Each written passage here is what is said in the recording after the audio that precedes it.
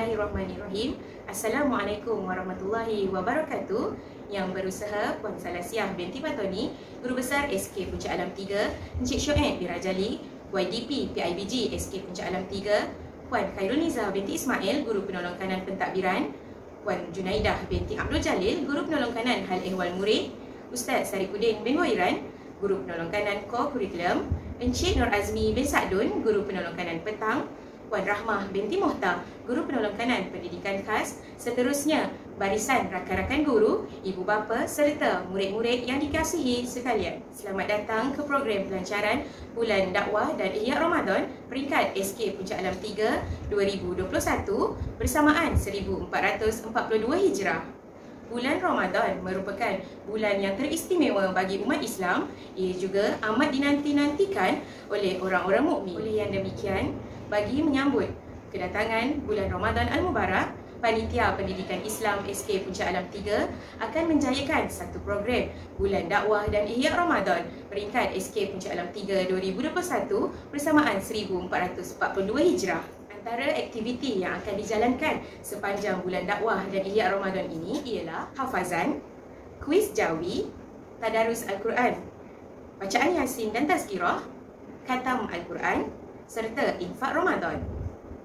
Seterusnya, tanpa membuangkan masa, majlis menjemput Puan Salasiah binti Patoni, Guru Besar SK Puncak Alam 3 untuk menyampaikan ucapan seterusnya merasmikan pelancaran Bulan Dakwah dan Ihya Ramadan peringkat SK Puncak Alam 3 2021 bersamaan 1442 Hijrah. Majlis dengan segala hormatnya mempersilakan.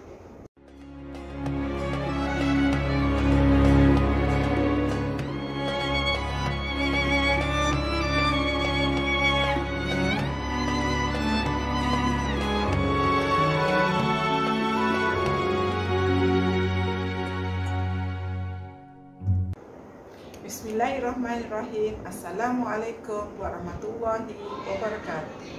Yang saya hormati Encik Shoaib Birajali, YDP PIBG SK Puncak Alam 3, Barisan Guru Penolong Kanan, Barisan Jawatan Kuasa PIBG, guru-guru dan murid-murid SK Puncak Alam 3 yang saya kasihi serta seluruh warga sekolah. Selamat datang ke pelancaran sambutan Bulan Dakwah dan Ihya Ramadan bagi tahun 2021 bersamaan tahun 1442 Hijrah.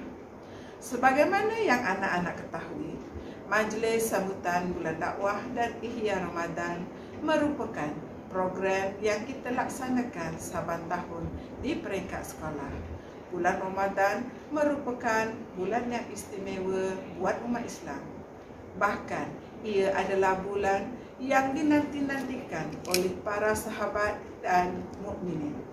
Maka, rugilah sekiranya kita tidak menggunakan kesempatan yang diberikan oleh Allah untuk berada di dalam bulan yang mulia ini dengan sebaik mungkin. Matlamat utama majlis sambutan ini adalah untuk menghidupkan bulan Ramadan Al-Mubarak, mendidik, melatih murid dan guru memenuhi bulan Ramadan dengan pengisian yang baik dan bermakna, serta membentuk dan mendidik jiwa murid dan guru dan seterusnya membangun murid dan guru dalam aspek fizikal, mental dan sosial. Kita semua sedia maklum bahawa institusi sekolah merupakan salah satu daripada wadah penyampaian khazanah ilmu secara formal, khususnya kepada murid, manakala aktiviti-aktiviti ko-akademik dan dua bilik darjah pula merupakan pengantara dalam membantu menyediakan murid-murid yang berpengetahuan luas dan terkini dan memiliki sahsiah diri yang baik dan terpuji, selain bertujuan menambah ilmu pengetahuan. Justru itu, Panitia Pendidikan Islam telah merancang pelbagai program dan aktiviti bermakna dalam memastikan kemenjadian SK Puncak Alam 3. Murid-murid digalakkan untuk menyertai program yang telah dirancang sepanjang bulan Ramadan ini untuk pihak sekolah dengan penuh usaha dan kesungguhan. Selaku Guru Besar SK Puncak Alam 3, sukacita saya menasihatkan kepada murid-murid supaya sentiasa berusaha melakukan amalan baik di bulan mulia ini dan menjadikan sebagai satu kebiasaan dalam kehidupan seharian. Memandang jauh ke hadapan peri pentingnya keutuhan jati diri individu murid, saya amat berharap aktiviti yang disediakan dapat membangunkan dan membentuk jiwa akhlak murid ke arah yang lebih baik serta dapat melatih murid dan guru supaya sentiasa menghidupkan Ramadan dan seterusnya mengasuh serta memupuk minat murid untuk menjadikan amalan membaca Al-Quran sebagai sebahagian aktiviti dalam kehidupan. Sekalum tahniah juga saya zahirkan atas usaha dan kerjasama guru-guru panitia pendidikan Islam khususnya dan guru-guru SK Puncak Alam 3 seluruhnya yang cukup komited dalam merancang, mengatur dan melaksanakan majlis pelancaran sambutan bulan dakwah dan Ihya Ramadan ini. Tanpa guru, segala hasrat dan keinginan tidak dapat dilaksanakan. Tanpa murid, segala usaha yang dirancang tidak akan ke mana-mana. Gabungan padu antara guru dan murid amat diperlukan untuk menjayakan setiap program dan melestarikan amalan baik yang menjadi matlamat bersama. Dengan ini, dengan lafaz mulia Bismillahirrahmanirrahim, saya merasmikan kelancaran majlis sambutan bulan dakwah dan Ihya Ramadan tahun 2021 bersamaan tahun 1442 Hijrah peringkat Sekolah Kebangsaan Puncak Alam 3. Sekian. Wabillahi taufiq wal hidayah. Assalamualaikum warahmatullahi wabarakatuh. Jutaan terima kasih diucapkan kepada Puan Salasiah binti Patoni, Guru Besar SK Puncak Alam 3 di atas ucapan peresmian pelancaran bulan dakwah dan Ihya Ramadan peringkat SK Puncak Alam 3 2021 bersamaan 1442 Hijrah. Seterusnya, majlis menjemput Ustaz Sarifuddin bin Boiran untuk menyampaikan tazkirah Ramadan Al-Mubarak. Majlis dengan segala hormatnya mempersilakan.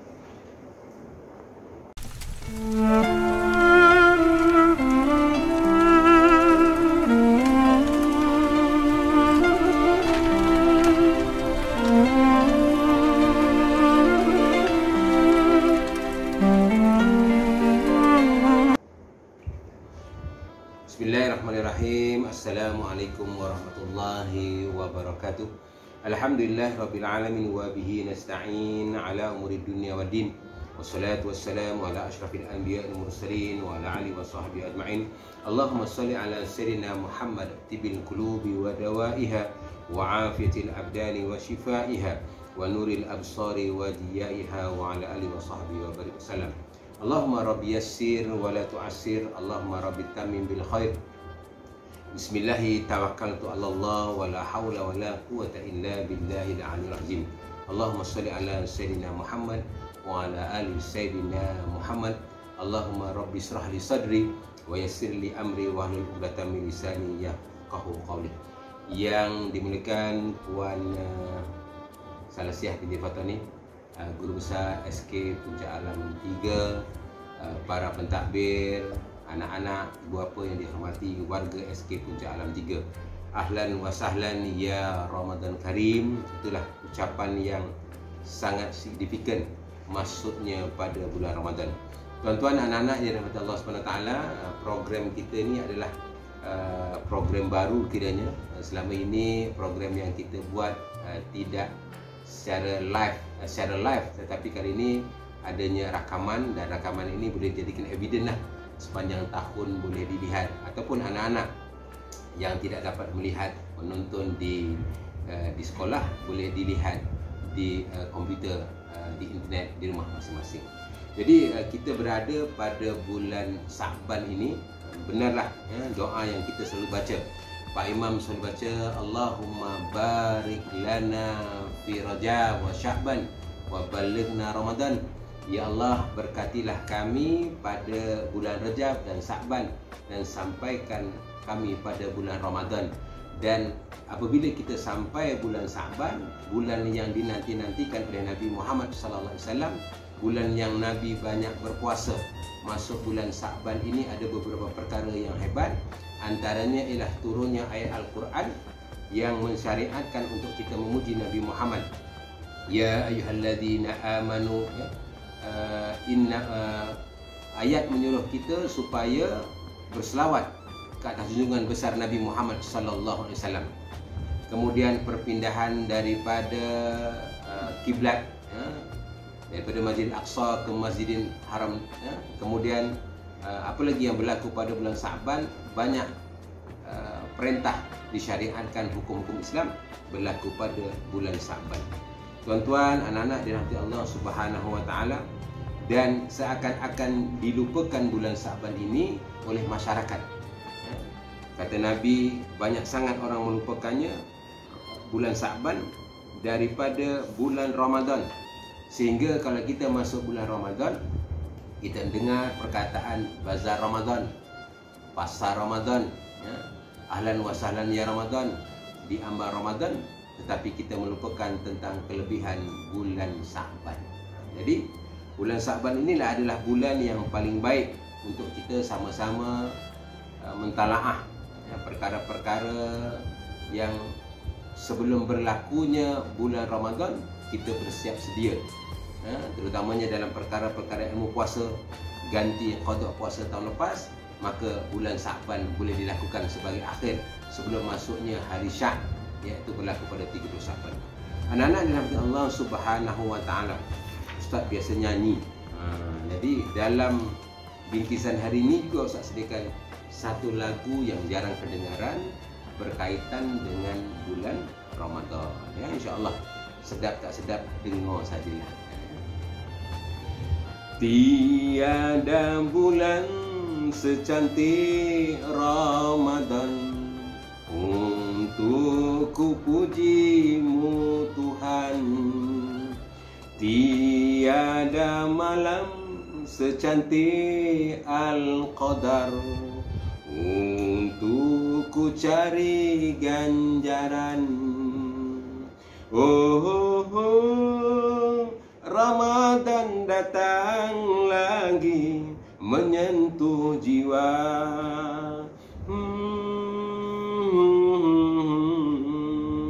Al-Qadar datang lagi meruntun jiwa.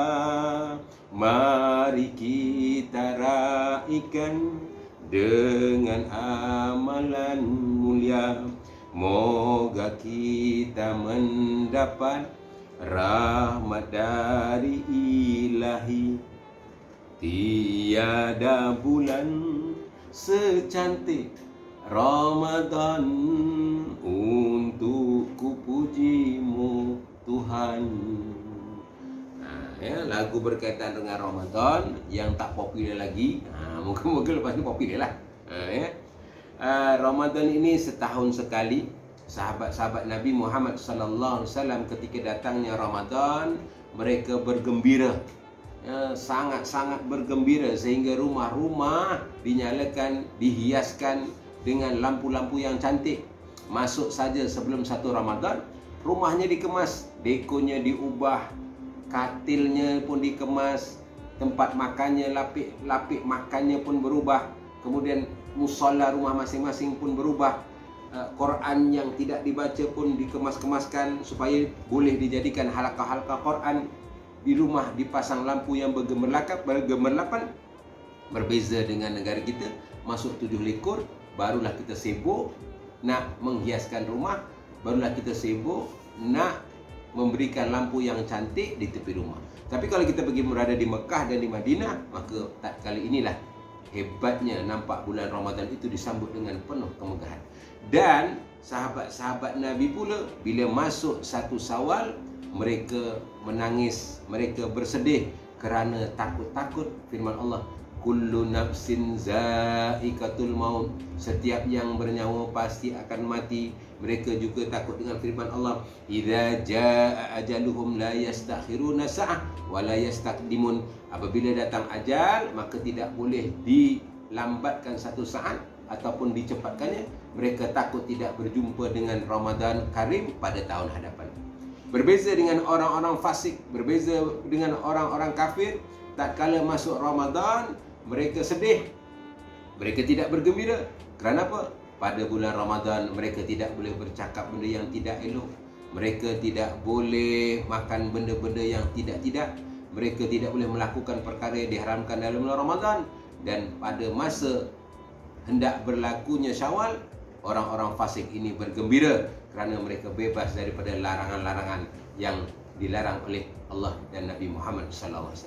Jadi ini dua keadaan yang berbeza. Oleh itu kita sebagai orang Islam kena set minda kita pada tahun ini. Kalau kita boleh berpuasa dengan cara yang paling elok, lakukanlah dengan cara yang paling elok. Sebab digambarkan dalam Al-Quran ketika dialog seorang isteri yang tidak mempunyai suami yang bernama Siti Maryam, dalam surah Al-Maryam ayat 26, Allah berfirman, inni nazartu lirahman sauman falan ukallimal yawman insiya. Apa kata Siti Maryam? Sungguh aku bernazam, inni nazartu, sesungguhnya aku bernazar menahan diri berkata-kata kerana Allah Subhanahu wa taala. Setelah aku berkata demikian, maka aku tidak berkata kepada sesiapa pun di kalangan manusia hari ini. Nak cerita ayat ini menunjukkan bahawa Siti Maryam menahan diri. Menahan diri dari bercakap di sini maknanya menahan diri daripada bercakap kerana pada ketika itu kaumnya, masyarakatnya bertanya kepadanya, ia tidak mempunyai suami tetapi ia boleh mengandungkan seorang anak. Siapakah bapaknya? Adakah kamu melakukan zina? Berbagai soalan, sehingga ia bernazar untuk tidak berkata dan tidak menjawab persoalan sesuatu manusia kepadanya. Dan dikatakan bahawa apabila ia tidak berkata-kata dalam ayat ini, maka tidak berkata-kata menahan diri itu juga dikira sebagai berpuasa. Lantaran itu kita ambil istimbat anak-anak yang dirahmati Allah SWT, pada bulan puasa ini bukan sahaja menahan diri daripada makan dan minum, tetapi tidak berkata-kata juga sebahagian daripada berpuasa. Dan kita lihat pada hari ini, mungkin orang tidak berkata dari mulut, tapi kita berkata-kata menggunakan handset. Kita tidak berhenti-henti menggunakan handset untuk berkata, ya, menghantar mesej dan sebagainya. Maka jagalah kita daripada berkata-kata menggunakan handset. Tuan-tuan, anak-anak yang dirahmati Allah Subhanahu wa taala, sebelum kita pergi jauh lagi, jadi Ustaz ingin membacakan satu kitab yang disebut tajuknya Fathul Mu'in, yang telah diterjemahkan oleh Ustaz Muhammad Hizri Hashim Al-Bidani, guru Ustaz, berkaitan dengan bab puasa. Apakah dia perkara-perkara yang berkaitan dengan puasa, rukun puasa, dan apakah persediaan-persediaan puasa yang boleh kita ambil secara ringkas. Jadi anak-anak yang dirahmati Allah Subhanahu wa taala, daripada segi lughah, huwa lughah imsakun wa syar'an imsakun an muftirin bisurutin atiyah. Makna puasa ialah menahan diri, manakala menurut syarak ialah menahan diri daripada segala yang membatalkan puasa dengan syarat-syarat seperti yang diterangkan. Menahan diri di sini maknanya ialah menahan diri daripada melakukan sesuatu perkara yang membatalkan puasa. Nanti insya-Allah kalau tidak sempat hari ini, di lain-lain waktu kita akan berbincang dengan perkara-perkara yang membatalkan puasa. Ada satu kitab yang membicarakan tentang perkara-perkara membatalkan puasa, tajuknya Nawaitu Shauma Ghadin. InsyaAllah kalau sempat Ustaz kongsikan suatu ketika nanti contoh-contoh perkara-perkara yang moden ini, tajuk-tajuk bab, contohnya kita menggunakan injection batal ataupun tidak, kita injek guna virus vaksin COVID batal ke tidak, kita menggunakan inhaler batal ataupun tidak, merokok batal ataupun tidak, orang yang sakit jantung makan ubat bawah lidah batal ataupun tidak. Semuanya ada terkandung dalam kitab Nawaitu Shauma Ghadin, yang khusus di dalamnya mengikut Imam Syafi'i. Moga-moga insya-Allah kita boleh berkongsi bersama satu ketika nanti. Ustaz teruskan dengan makna Ramadan. Apakah yang dikatakan Ramadan yang kita kadang-kadang tidak tahu apakah dimaksudkan dengan Ramadan. Makna Ramadan, Saidina Umar menyebut bahawa bila berjumpa dengan bulan Ramadan, dia akan menyebut ahlan wa sahlan ya Ramadan. Ramadan disamakan dengan Ramadan, maknanya pelebur dosa. Masuk bulan Ramadan adalah bulan untuk kita meleburkan dosa. Antara dosa mata kita, dosa mulut kita, dosa tangan kita, dosa kaki kita, di mana pada masa bulan Ramadan maka kita cuba sedaya upaya untuk tidak melakukan perkara-perkara yang tidak baik. Dosa mata daripada melihat benda-benda yang tak elok di telefon akan cuba ditinggalkan. Dosa mulut daripada berkata mengumpat akan cuba ditinggalkan. Dosa makan benda-benda haram akan dikurangkan dengan makan benda-benda yang baik, juga akan ditinggalkan. Dosa pergi tempat-tempat yang tak elok, termasuklah pergi ke kedai-kedai nombor ekor. Kadang-kadang orang tua lelaki ni, orang Melayu, suka pergi beli nombor ekor, haram hukumnya, maka akan dikurangkan.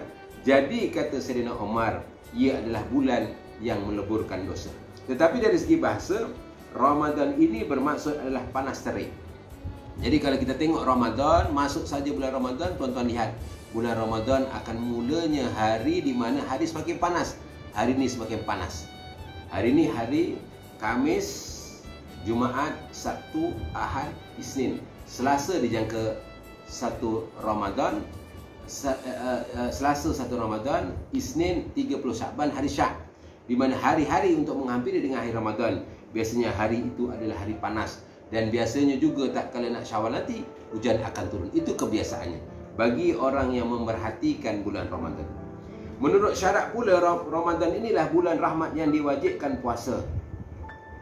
Wajibnya berpuasa 30 hari pada bulan Ramadan mengikut syarat.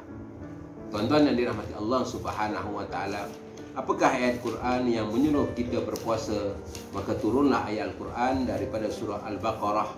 Surah Al-Baqarah ayat 183. Allah berfirman, A'udzubillahi minasyaitonirrajim. Ya ayyuhalladzina amanu kutiba alaikumusiyam kama kutiba alal ladzina min qablikum la'allakum tattaqun. Wahai orang-orang yang beriman, Allah menyuruh kepada orang-orang yang beriman. Maknanya nak jadi orang beriman, diwajibkan ke atas kamu berpuasa. Ciri-ciri orang yang beriman adalah orang yang berpuasa. Ringkasnya, orang yang melazimi puasa Isnin Khamis, juga ciri-ciri orang yang suka nak jadi orang yang beriman. Kemudian, sebagaimana orang-orang terdahulu daripada kamu, orang-orang terdahulu daripada kita ialah Nabi-Nabi, semua itu pun berpuasa. Nanti Ustaz akan cerita secara ringkas siapakah orang-orang terdahulu yang berpuasa. Dan juga la'allakum tattaqun, supaya kamu bertakwa. Jadi anak-anak yang dirahmati Allah Subhanahu wa taala, berbicara tentang siapakah orang-orang yang berpuasa sebelum ini, maka kita lihat apa yang disebut oleh Ibnu Katsir dalam tafsirnya, siapakah nabi-nabi yang berpuasa. Yang pertama anak-anak, Nabi Adam alaihissalam. Al-Quran menyebut, A'udzubillahi minasyaitonirrajim, surah Al-Baqarah ayat 35, Allah menyebut, wala taqraba hadhihi syajarah fatakuna minaz zalimin. Janganlah kamu mendekati pohon ini yang menyebabkan kamu termasuk orang-orang zalim. Jadi dalam surah Al-Baqarah ini Allah sebut kepada Nabi Adam AS dan isterinya Hawa. Suatu itu mereka duduk dalam syurga, mereka berpakaian jangan dekat dengan pokok khuldi. Jangan dekat dengan pokok ini. Pada ketika dia tidak dekat dengan pokok ini, dia dikira sebagai berpuasa ketika itu. Akan tetapi lantaran godaan syaitan yang menyamar dengan pelbagai penipuan, akhirnya mereka mendekati dan makan buah khuldi. Setelah itu terbukalah pakaian mereka dan Allah campakkan mereka ke dalam dunia. Jadi orang yang pertama berpuasa, manusia yang pertama yang berpuasa adalah Nabi Adam AS. Yang kedua, Nabi Nuh AS dan Nabi Isa. Nabi Nuh dan Nabi Isa AS, mereka berpuasa 3 hari puasa setiap bulan. Tidak ada pada ketika itu pensyaratan untuk berpuasa 30 hari bulan Ramadan, melainkan zaman Nabi Muhammad sallallahu alaihi wasallam. Seterusnya yang ketiga, Nabi Musa AS berpuasa bersama kaumnya. Puasanya 40 hari dalam setahun, tidak ada puasa sunat. Yang keempat, Nabi Daud AS. Nabi Daud berpuasa, sehari berpuasa, esok tidak, sehari berpuasa, esok pun tidak. Lantas orang berkata, kalau begitu aku pun boleh berpuasa seperti Nabi Daud. Nanti dulu, sebab Nabi Daud berpuasa, sehari berpuasa, sehari tidak sepanjang tahun. Dan akhir sekali Nabi Muhammad SAW yang difardukan berpuasa pada bulan Sa'ban. Selepas tahun kedua Nabi berhijrah ke Madinah, Nabi berpuasa selama 30 hari dalam bulan Ramadan. Sebelum kerasulan, Nabi pun berpuasa 3 hari setiap bulan, 13, 14, 15 dalam bulan-bulan Islam atau disebut sebagai puasa bayat. Nabi juga puasa dengan 9, 10 Muharram. Selepas kerasulan, barulah Nabi disyariatkan berpuasa selama 30 hari dalam bulan Ramadan.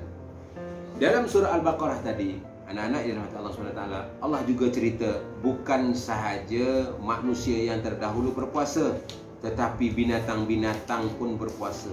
Adik-adik tahu tak apakah binatang-binatang yang dikira berpuasa? Kata ulama. Jadi, siapa nak catat boleh catat. Siapa tak catat, mari kita fikir masing-masing, betulkah binatang ini berpuasa? Adakah binatang ini berpuasa sama dengan kita? Mereka bersahur dan mereka juga berbuka puasa. Ke binatang-binatang ini juga menyambut hari raya? Itu jadi persoalan. Jadi antara binatang-binatang yang berpuasa sesuai dengan cerita adik-adik, kata ulama, yang pertama ialah ayam. Soalannya, ayam jantan atau ayam betina? Jawapannya ialah ayam betina. Tatkala ayam betina ini, kata ulama, dia bertelur. Selepas dia bertelur, dia akan mengeramkan telurnya. Bagaimana yang dikatakan mengeramkan telur? Ada anak-anak sekarang ni tak faham. Dia hanya tahu makan telur, dia tak tahu ayam ni bertelur, mengeluarkan telur. Dia tak pernah faham sebab mereka pun tak pernah lihat. Ustaz yakin anak-anak sekarang rumah mereka tidak ada ayam. Jadi lepas saja ayam itu bertelur, maka dia akan mengeramkan telurnya. Macam mana pula Ustaz mengeramkan telurnya? Jawapannya, dia akan dudukkan di bawah buntutnya. Kamu jangan balik pula nanti ambil telur, duduk kat bawah buntut. Lepas tu, pada panas dia akan pecah cengkerang, dia keluar baby, dia keluar anak ayam. Kamu boleh jawabnya tu. Kamu duduk saja dekat bawah telur tu, penyek pecah, habis. Jadi tatkala ayam itu mengeramkan telurnya, menjadikan telur itu panas dengan suhu yang tertentu, maka beberapa hari kemudian telurnya pun pecah, maka keluarlah anak ayam tersebut. Dan kata ulama, tatkala ayam itu mengeramkan telurnya adik-adik, ayam tidak makan, ayam tidak minum, ayam sedang berpuasa. Dan ayam pun tak solat. Tetapi nak cerita di sini, jangan puasa macam ayam. Bila puasa macam ayam, dia puasa menahan diri daripada makan dan tidur, tetapi dia tidak solat.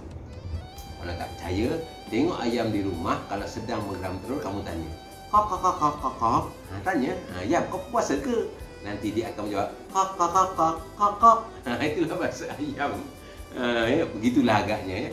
Yang kedua anak-anak, apakah binatang yang berpuasa? Jadi kata ulama, burung penguin jantan. Adil kan yang tadi burung ayam segala ayam yang betina. Sekarang burung penguin jantan pula. Apa kaitannya Ustaz? Adakah burung penguin ini jantan pula? Dia ada jantan dan betina. Anak-anak tahu tak burung penguin ini bagaimana? Dia duduk di kutub utara atau kutub selatan, kawasan sejuk. Kutub utara biasanya badannya berwarna putih, kemudian warna hitam. Dia akan berdiri, dia berjalan digidik.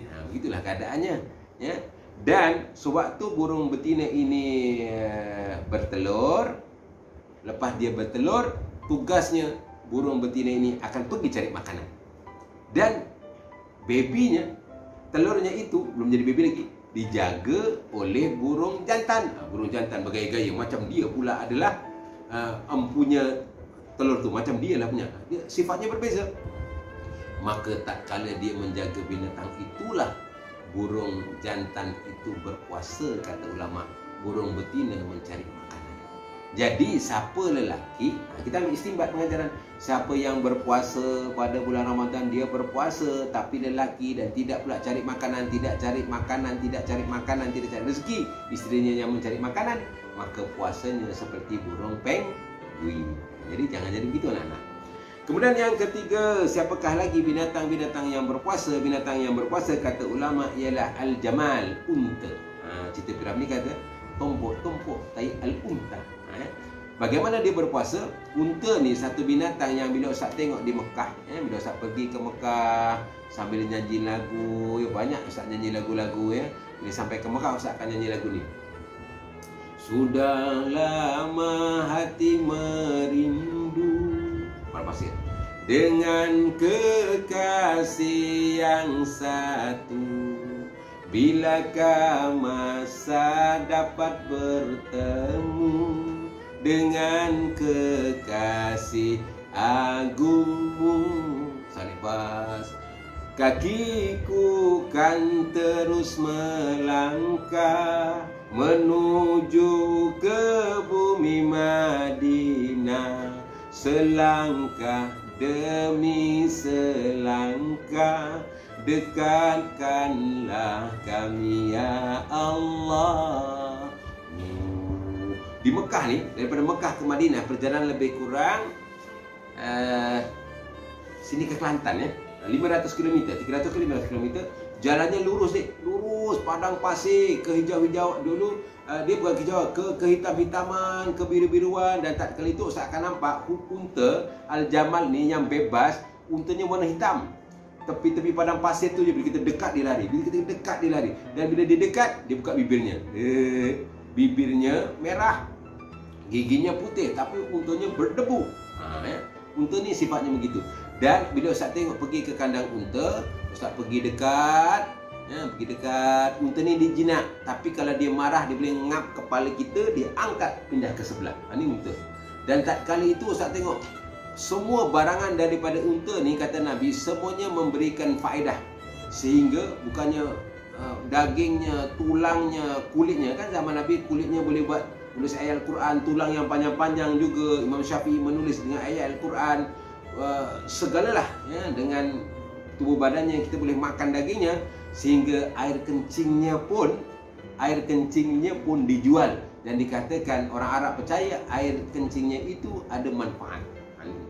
Dan saya nak cerita tadi, unta ni bagaimana dia dikatakan berpuasa. Tak kala dia nak minum, dia akan minum sebanyak-banyaknya. Minum, ibaratnya kalau satu tong drum air itu diminum habis, dia akan simpan dalam bonggolnya. Dan dalam perjalanan yang jauh itulah dia akan berjalan dan dia minum sedikit. Walaupun tidak ada talian hayat di padang pasir yang begitu kering kontang, dia boleh tahan dalam keadaan seperti berpuasa sampai di beratus kilometer baru dia minum.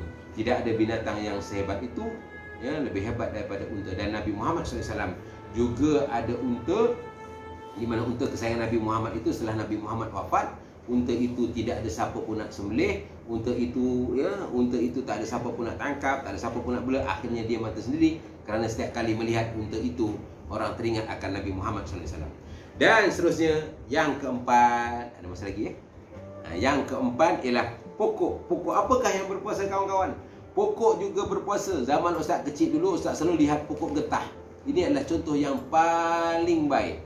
Pokok getah ini kawan-kawan adalah bila musim bunga dia pun berdaun penuh, susunya pun banyak. Tetapi bila musim kering dia akan gugur. Tak kala dia gugur, itulah kita katakan pokok-pokok ini berpuasa. Bila pokok makan, kita belajar proses dari sains kan kawan-kawan. Kita belajar proses fotosintesis. Dengan adanya cahaya matahari memancarkan ke daun-daun pokok, maka pokok pun akan memasak makanannya.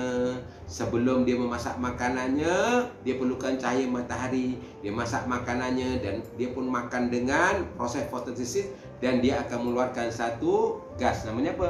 Gas oksigen.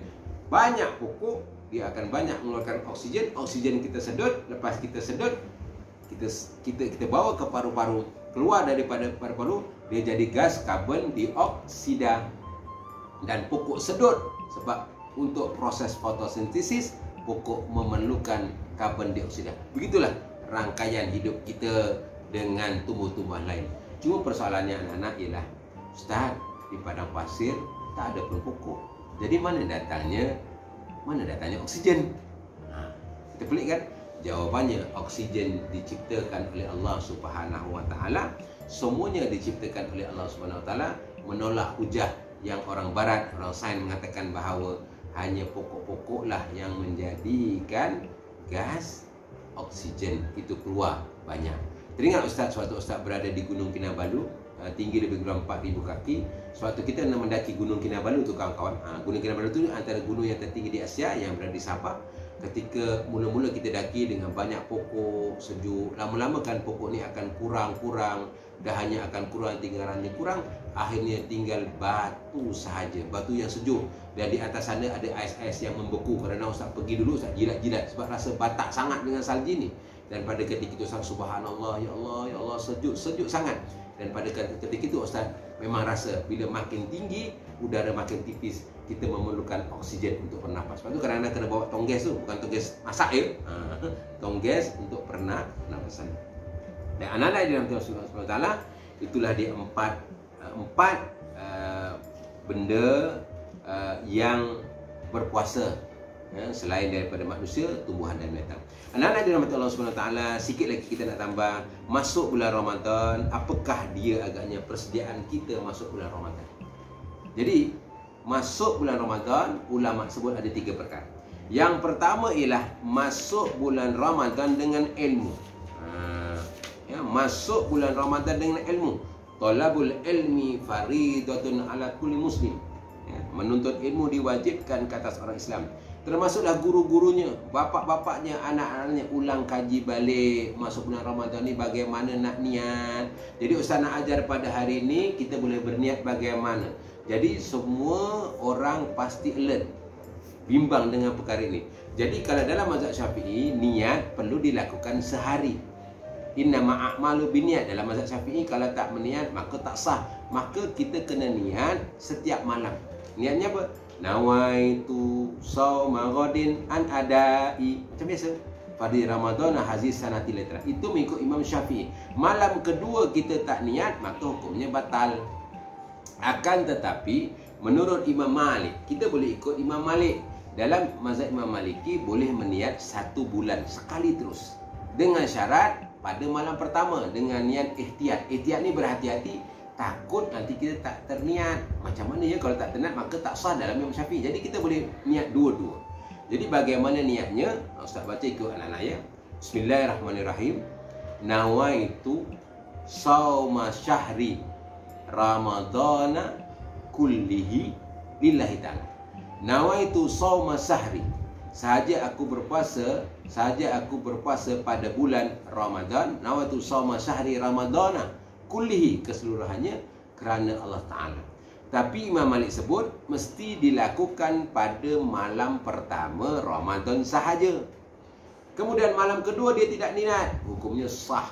Malam ketiga tak niat, hukumnya sah. Malam keempat dia tak niat, hukumnya sah. Akan tetapi tiba-tiba seorang perempuan itu masuk darah haid. Dia keluar darah haid, maka terputuslah niatnya. Lepas 7 hari, 8 hari, dia kena niat semula, niat biasa.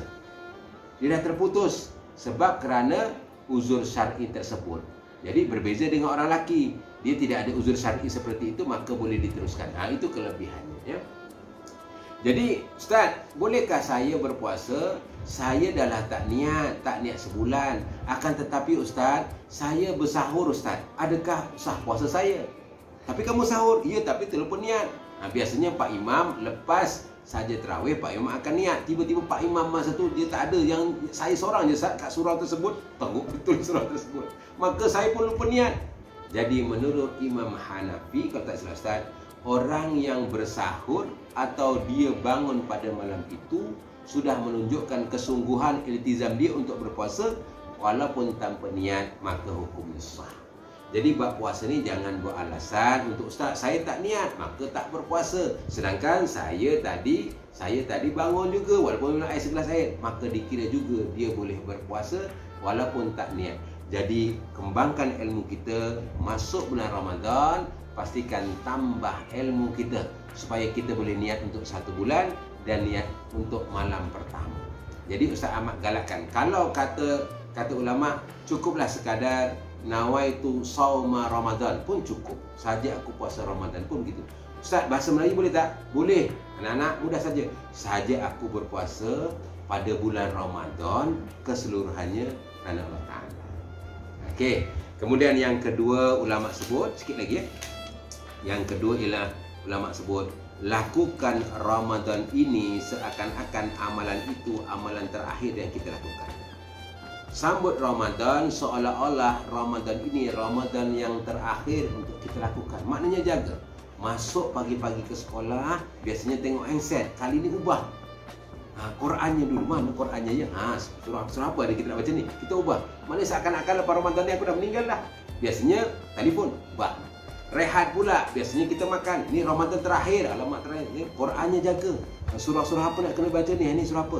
Tak boleh kita baca surah Quran yang panjang. Bacalah kata Nabi, Qul Huwallahu Ahad saja. Surah Al-Ikhlas baca banyak kali. Sebab satu ketika seorang sahabat berjumpa dengan Nabi, ya Rasulullah, sahabatku ini tiap kali dia jumpa mesti Qul Huwallahu Ahad. Sembahyang Qul Huwallahu Ahad, rakaat petang Qul Huwallahu Ahad dengan surah Al-Ikhlas.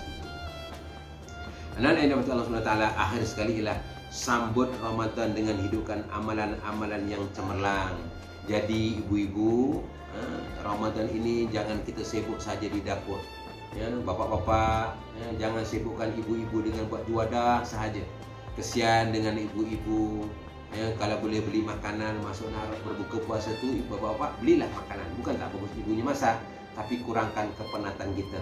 Ustaz ni macam orang Arab, kalau sahur memang KFC, sop ekor, udang goreng, ya, ikan talapiah masak 3 rasa, memang sedap-sedap. Sebab nak memberi semangat untuk anak-anak berbuka, bersahur. Jadi tukar menu kita waktu bersahur, makanannya kena hebat-hebat. Tetapi waktu kita berbuka, ingatlah orang-orang yang susah. Jadi kurangkan makan, minum minuman panas, banyakkan makan roti, bukan makanan nasi sebab dia jadi berat. Ya, nanti ketika kita sujud, ya dahlah minum cendol. Allah Akbar, ketika kita sujud dalam solat tarawih, sepatutnya rehat, keluar cendol. Jadi kita digalakkan bersedikit waktu berbuka puasa. Kita digalakkan menghidupkan malam-malam itu dengan banyakkan membaca Al-Quran. Tak boleh membaca Al-Quran dalam keadaan kita mamnuk dan keadaan kita uzur. Nabi galakkan kita selawat Allahumma shalli ala sayyidina Muhammad dan banyakkan beristighfar, juga menjadi berat timbangan kita di alam kubur nanti. Anak-anak dirahmati Allah SWT, itu saja kesempatan yang kita ada. InsyaAllah bertemu lagi kita di rancangan Ustaz Bercadang. Nanti kita nak bicara tentang perkara-perkara yang macam tadi lah, inhaler, perkara-perkara kur hidung batal ke tidak. InsyaAllah dari siri kedua nanti, InsyaAllah minggu depan ke dalam bulan Ramadan atau rehat ke bagaimana, kita buat waktu pendek-pendek membicarakan tentang perkara-perkara yang membatalkan puasa. InsyaAllah. Sekian sahaja yang dapat kita kongsikan bersama. Yang baik itu datang daripada Allah SWT, yang lemah itu kekurangan Ustaz sendiri. Saya akhiri dengan kalimat yang mulia. Assalamualaikum warahmatullahi wabarakatuh. Jumpa lagi. Terima kasih diucapkan kepada Ustaz Sarifuddin bin Boiran di atas tazkirah sebentar tadi.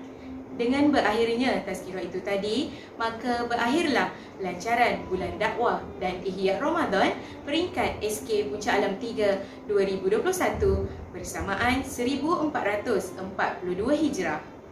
Diharapkan program bulan dakwah dan ihya Ramadan ini dapat memberikan pendedahan awal kepada murid-murid tentang ibadah yang dapat dilaksanakan sepanjang bulan Ramadan.